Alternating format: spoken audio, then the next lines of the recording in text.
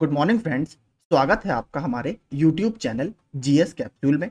I hope आप सभी लोग अच्छे होंगे और आपकी तैयारी अच्छी चल रही होगी। फ्रेंड्स, आप सभी को पता है हम अपने इस चैनल के माध्यम से रेगुलरली वन लाइनर्स की फॉर्म में करंट अफेयर्स आपको प्रोवाइड कराते हैं और वीकेंड पर पूरे हफ्ते का पीडीएफ क्विज के साथ मैं आपको टेलीग्राम ग्रुप में फ्री ऑफ कॉस्ट प्रोवाइड कराता हूं, तो आप वहां से जाकर उसे डाउनलोड कर सकते हैं। इजीली अगर आपने चैनल को सब्सक्राइब नहीं किया है, टेलीग्राम ग्रुप ज्वाइन नहीं किया है, तो प्लीज इसे ज्वाइन कर लीजिए। चलिए देखते हैं कौन कौन से करंट अफेयर्स चर्चा में रहे। ये काफी इंपॉर्टेंट है क्योंकि पहला है, कर्नाटक के ऊर्जा मंत्री के जे जॉर्ज ने बेंगलुरु में देश के पहले भूमिगत बिजली ट्रांसफार्मर यानी अंडरग्राउंड इलेक्ट्रिसिटी ट्रांसफार्मर का उद्घाटन किया। तो कहां पर हुआ है? कर्नाटक के बेंगलुरु में।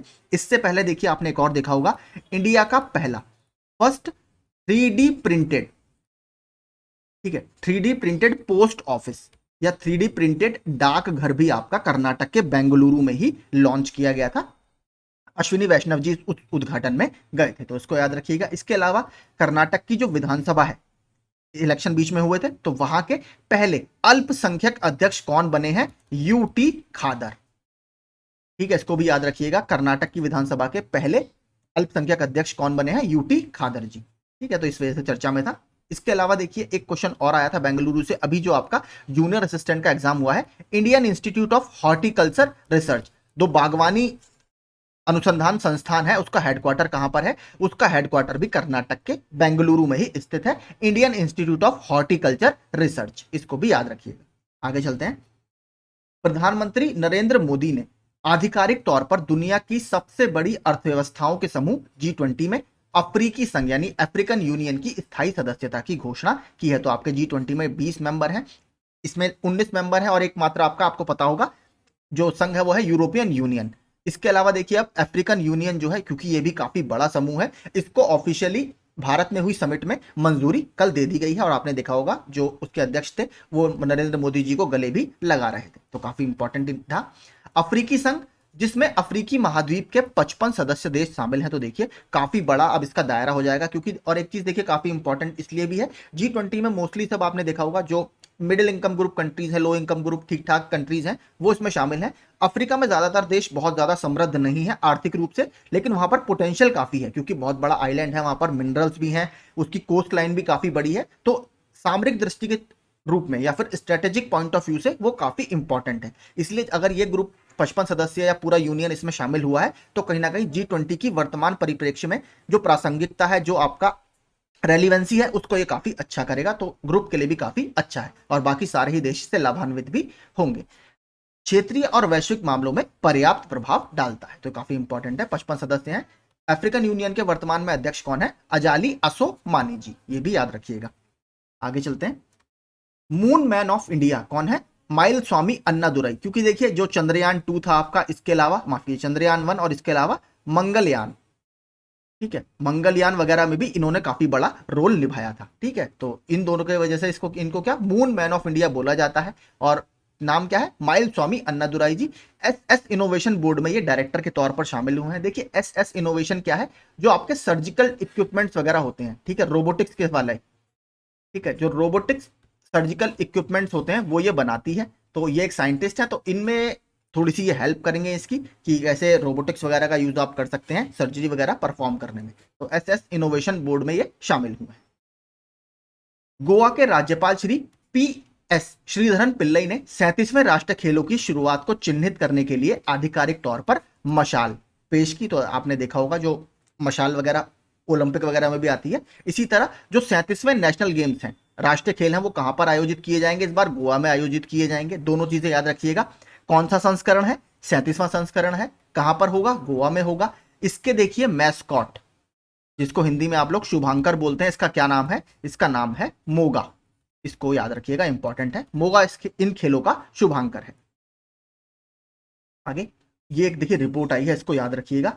संयुक्त राष्ट्र ने द जेंडर स्नैपशॉट 2023 नामक एक रिपोर्ट जारी की है। तो सबसे इंपॉर्टेंट देखिए क्या है, यही आपसे पूछेगा। देखिए क्या करेगा, इसमें आपको नीति आयोग दे देगा, वर्ल्ड बैंक दे देगा या फिर वर्ल्ड इकोनॉमिक फोरम दे देगा। तो यूनाइटेड नेशंस की ये रिपोर्ट है। इसमें कहा गया है कि संयुक्त राष्ट्र द्वारा निर्धारित 2030 तक लैंगिक समानता हासिल करने का लक्ष्य। देखिए, ये जो लैंगिक समानता जेंडर इक्वालिटी है, ये एजेंडा 2030 जो हमारे सस्टेनेबल डेवलपमेंट गोल है, कितने टोटल 17 गोल हैं, उसमें से एक गोल आपका क्या है, जेंडर इक्वालिटी या लैंगिक समानता भी है। इसको हासिल करने का लक्ष्य स्वास्थ्य, शिक्षा, रोजगार और राजनीति जैसे विभिन्न क्षेत्रों में महिलाओं के प्रति गहरे पूर्वाग्रहों के कारण साकार होने की संभावना नहीं है। तो अभी भी मतलब लोग बहुत ज्यादा ओपन नहीं है महिलाओं के प्रति, कि महिलाओं को हर सेक्टर में आगे आने देने के लिए अभी उतनी ज्यादा हम कह सकते हैं समानता नहीं है कि वो हम जेंडर इक्वालिटी का गोल हासिल कर पाए, जो बहुत अच्छा एक हमारे लिए इंडिकेशन नहीं है। तो जेंडर स्नैपशॉट रिपोर्ट 2023 संयुक्त राष्ट्र ने जारी की है। अमेरिकी वायुसेना ने हाल ही में कैलिफोर्निया में वेंडेनबर्ग वायुसेना बेस से एक निहत्थे मिनटमैन 3, तो ठीक है, सबसे पहले मिनटमैन 3 क्या है, आईसीबीएम है, इंटरकॉन्टिनेंटल बैलिस्टिक मिसाइल है। किसके द्वारा डेवलप की गई है, अमेरिका सरकार द्वारा या अमेरिका के द्वारा डेवलप की गई है।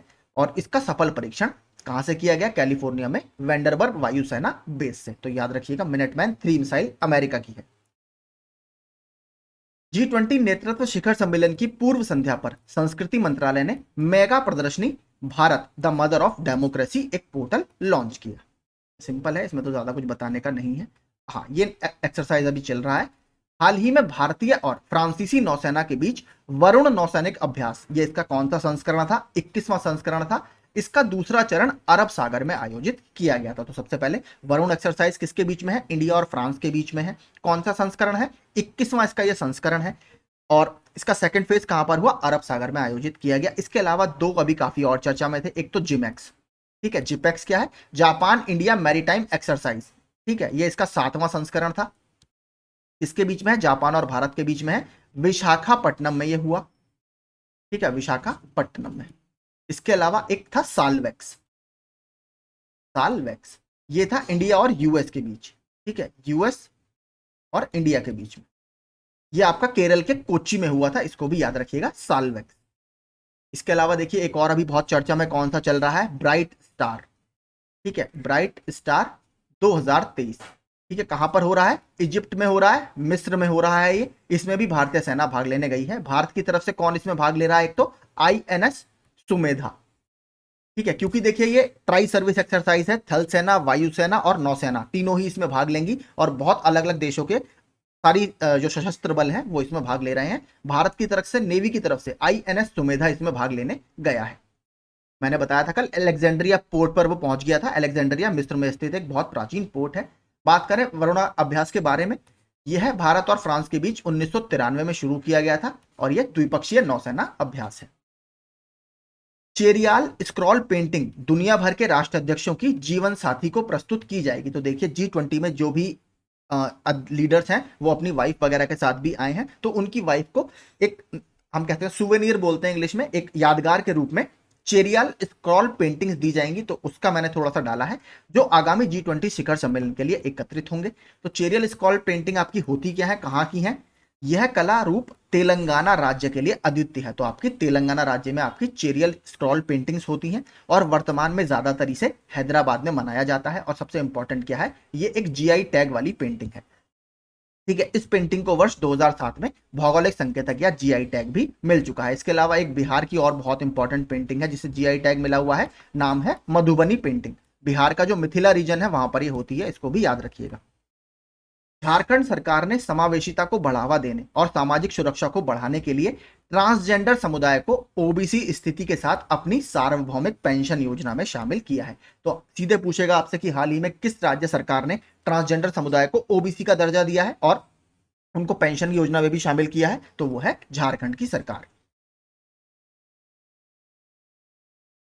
महिलाओं के फैशन ब्रांड डब्ल्यू ने अनुष्का शर्मा को अपना ब्रांड एम्बेसडर बनाया है, ठीक है। तो अनुष्का शर्मा जी डब्ल्यू ब्रांड एक फैशन और क्लोथिंग ब्रांड है, इसकी ब्रांड एम्बेसडर बनी है। इसके अलावा अभी देखिए और भी काफी चर्चा में थे, इंफोसिस ने, ठीक है, दो लोगों को बनाया है। आप सभी को पता होगा टेनिस के दोनों बहुत फेमस प्लेयर हैं, एक तो है नडाल, राफेल नडाल जी, और ईगा स्वियाटेक, ठीक है, इनको ब्रांड एम्बेसडर इंफोसिस ने बनाया है। महिंद्रा ट्रैक्टर्स के नए ब्रांड एम्बेसडर कौन बने हैं, एमएस धोनी जी बने हैं महिंद्रा ट्रैक्टर्स के। इसके अलावा महाराष्ट्र सरकार ने स्माइल एम्बेसडर किसको बनाया है, तो सचिन तेंदुलकर जी को बनाया है। त्रिपुरा सरकार ने अपना पर्यटन एम्बेसडर या टूरिज्म एम्बेसडर किसको बनाया है, सौरव गांगुली जी को बनाया है। तो ये सारे अभी लगातार चर्चा में थे। और हाँ, भारत पेट्रोलियम कॉर्पोरेशन लिमिटेड ने अपनी लुब्रिकेंट्स, जो उनके लुब्रिकेंट्स की सीरीज आती है मैक लुब्रिकेंट्स, उसका ब्रांड एम्बेसडर किसे बनाया है? राहुल द्रविड़ जी को बनाया है। भारत ने आसियान यानी south east association of south east Asian Nations के क्षेत्र के साथ संबंधों को मजबूत करने की अपनी प्रतिबद्धता दर्शाते हुए तिमोर लेस्ते में एक दूतावास या एम्बेसी खोलने का फैसला किया है। अभी जो बैठक हुई थी आसियान की, जिसमें नरेंद्र मोदी जी भाग लेने इंडोनेशिया के जकार्ता में गए थे, वहां पर भारत सरकार ने घोषणा की कि वो तिमोर लेस्ते में एक दूतावास या एम्बेसी खोलेगा। तो अगर आप देखेंगे, ये है आपका तिमोर लेस्ते की कैपिटल जो है दिल्ली, यहां पर ये मौजूद है। ये इंडोनेशिया, इसके देखेंगे आप दक्षिण में ये छोटा सा एक आइलैंड है, यहां पर भारत सरकार अपना दूतावास खोलेगी। ठीक है, तो यही देखिए सारे करंट अफेयर्स हमारे चर्चा में थे। अगर आपको सेशन अच्छा लगा हो, एग्जाम पॉइंट ऑफ व्यू के परिप्रेक्ष्य में बढ़िया लगा हो, तो प्लीज चैनल को सब्सक्राइब जरूर कीजिएगा। आज शाम को या कल आपको पूरे हफ्ते का पीडीएफ टेलीग्राम ग्रुप में मिल जाएगा, तो प्लीज टेलीग्राम ग्रुप ज्वाइन जरूर कर लीजिए। Thank you so much.